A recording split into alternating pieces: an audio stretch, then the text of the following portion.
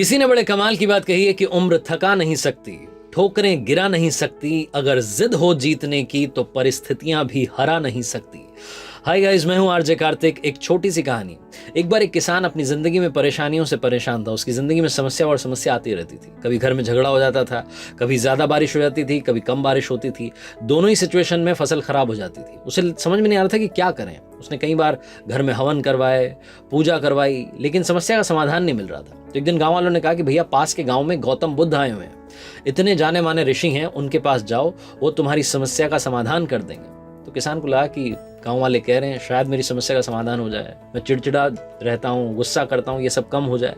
तो गौतम बुद्ध के पास जाकर के पहुंचा और जाकर के प्रणाम किया और बोला कि महाराज, बड़ी दूर से आया हूँ और मुझे मेरे गांव वालों ने जबरदस्ती भेजा है। ये बोला है कि उनके पास जाओ, वो तुम्हारी समस्या का समाधान करेंगे। तो गौतम बुद्ध ने पूछा कि बेटा बताओ, समस्या क्या है।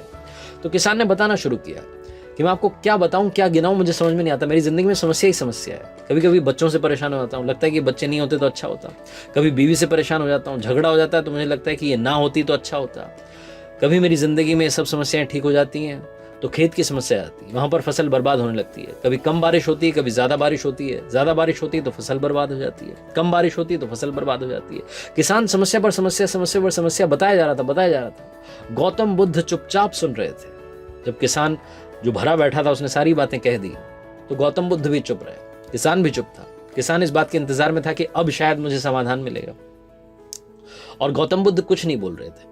तो किसान ने फिर से कहा कि महाराज, मैं आपको प्रणाम करता हूं, इतनी दूर से आया हूं, मेरी बात का जवाब दीजिए, आप तो चुपचाप बैठे हैं। तो गौतम बुद्ध ने कहा कि बेटा, मैं तुम्हारी मदद नहीं कर सकता। और जैसे ही गौतम बुद्ध ने कहा, वो किसान उन पर भड़क गया, बोलने लगा कि आप मेरी मदद नहीं कर सकते। मुझे मेरे गांव वालों ने धक्का देकर के जबरदस्ती यहां तक भेजा है और वो बोल रहे हैं कि आप ही मेरी मदद कर सकते हैं, और आप कह रहे हैं कि आप मेरी मदद नहीं कर सकते।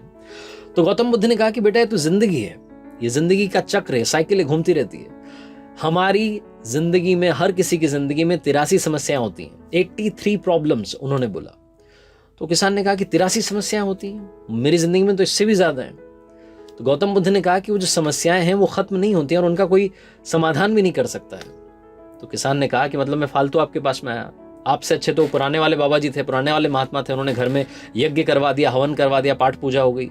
तो गौतम बुद्ध ने पूछा कि बेटा, फिर तुम्हारी समस्याओं का समाधान मिल गया? तो उस किसान ने कहा कि हाँ, थोड़े टाइम के लिए सुख शांति रही, फिर से वही सब होने लगा। गौतम बुद्ध ने फिर से पूछा कि क्या तुम्हारी समस्याओं का हमेशा के लिए समाधान मिल गया? तो उस किसान ने कहा कि नहीं, हमेशा के लिए समाधान नहीं मिला।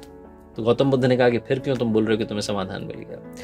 मैं तुम्हारी 83 समस्याओं का समाधान नहीं कर सकता, लेकिन तुम्हारी 84वीं जो समस्या है उसका समाधान कर सकता हूं। तो किसान ने कहा कि 84वीं कौन सी समस्या है? तो गौतम बुद्ध ने कहा कि 84वीं समस्या यह है कि तुम ये सोचते हो कि तुम्हारी जिंदगी में कोई समस्या नहीं होगी। जिस दिन तुम ये सोचना बंद कर दोगे कि जिंदगी में समस्या नहीं होगी, तुम्हारी जिंदगी से समस्याएं अपने आप कम होने लगेंगी। तुम ये मानते हो कि प्रॉब्लम्स हैं, इसीलिए प्रॉब्लम्स एक के बाद एक बढ़ती चली जा रही है। और अगर तुम्हारी जिंदगी में प्रॉब्लम आ रही है, समस्या आ रही है, तो वो तो आएंगी। हर किसी की जिंदगी में सुख दुख आएगा। उस दिन गौतम बुद्ध ने उस किसान को इतनी बड़ी बात समझाई, वो बात समझ करके अपने घर गया और उसके बाद में उसकी जिंदगी बदलने लगी। वो शांत रहने लगा, चीजों को समझने लगा। हम में से कई सारे लोग जो थोड़ी सी प्रॉब्लम आती है, थोड़ी सी समस्या आती है, उसका हवा बना लेते हैं, और वो हवा इतना बड़ा बन जाता है कि हम दूसरा हवा बना लेते हैं। तीसरी समस्या, चौथी समस्या, अपने आप नेगेटिविटी हमें घेरती चली जाती है।